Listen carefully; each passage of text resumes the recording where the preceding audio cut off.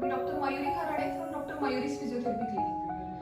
थंडी खूप वाढली आहे आणि त्याच्यामुळे नक्कीच मला माहिती आहे तुमच्या सगळ्यांची सांधेदुखी, जॉईंट पेन्स हे सगळं देखील वाढलं असेल.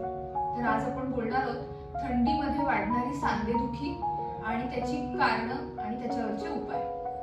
आधी आपण कारणांवरती बोलूया.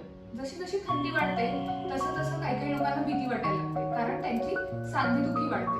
अगदी ज्यांना सांधेदुखीचा त्रास आहे त्यांची देखील, त्याचप्रमाणे ज्यांचे फ्रॅक्चर, ऍक्सिडेंट्स असे झाले होते त्यांची देखील. त्याचं सगळ्यात पहिलं कारण म्हणजे थंडी वाढली की ऍटमॉस्फेरिक प्रेशर जे असतं आपल्या शरीरावर पडणारं ते प्रेशर कमी होतं, आणि ते प्रेशर कमी झालं की आपल्या शरीरामध्ये जे मॉलिक्युल्स असतात, घटक असतात, आपल्या मसल्समध्ये, टिश्यूजमध्ये जे घटक असतात ते घटक एक्सपांड होतात, असे विस्तारतात, आणि त्याच्यामुळे आपल्या जॉईंट्स वरती, आपल्या मसल्स वरती स्वेलिंग येते आणि त्याच्यामुळेच आपल्याला सांधेदुखी वाढते.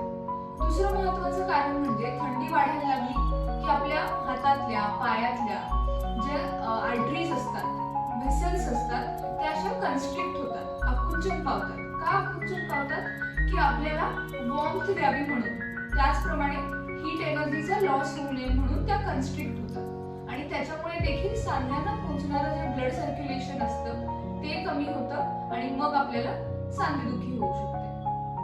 तिसरं महत्त्वाचं कारण म्हणजे आपल्या प्रत्येक जॉईंट मध्ये सायनोव्हियल फ्लुइड असतं, म्हणजेच वंगण जे आपण म्हणतो जॉईंट मधलं ते. तर सायनोव्हियल फ्लुइडची विस्कोसिटी थंडीमध्ये वाढते, त्यामुळे त्याचा थिकनेस असा वाढतो, आणि त्याच्यामुळे आपले जे जॉईंट्स आहेत त्याच्यामध्ये थोडंसं घर्षण वाढण्याची शक्यता असते, त्यामुळे देखील आपल्याला सांधेदुखी होऊ शकते. आणि सगळ्यात शेवटचं कारण म्हणजे थंडीमध्ये बऱ्याच जणांना व्हायरल इन्फेक्शन फार पटकन होतं. व्हायरल इन्फेक्शन मध्ये त्याच्यानंतर राहणारी सांधेदुखी हे देखील एक कारण असू शकतं थंडीमध्ये सांधेदुखी वाढण्याचं. आता या सांधेदुखीसाठी उपाय काय आहेत? तर ह्याच्यासाठी आपण आधी काही बेसिक उपाय बघूया. त्याच्यातला पहिला उपाय म्हणजे वॉर्म क्लोथिंग. गरम कपडे वापरा, त्याच्यामुळे आपल्या शरीरात हीट मेंटेन राहील आणि आपल्याला उबदार वाटून आपली सांधेदुखी खूप जास्त प्रमाणात होणार नाही. दुसरं सगळ्यात महत्त्वाचं म्हणजे व्हिटॅमिन डी. काय होतं, हिवाळ्यामध्ये आपण बाहेर जाण्याचं टाळतो, त्याच्यामुळे व्हिटॅमिन डी देखील शरीरातलं कमी होतं. त्यामुळे उन्हात बसा, किंवा अगदीच खूप व्हिटॅमिन डी जर कमी झालं असेल तर व्हिटॅमिन डीचे सप्लिमेंट्स घ्या, त्याच्यामुळे आपलं कॅल्शियम ॲब्झॉर्प्शन वाढेल आणि आपल्याला सांधेदुखीचा त्रास होणार नाही.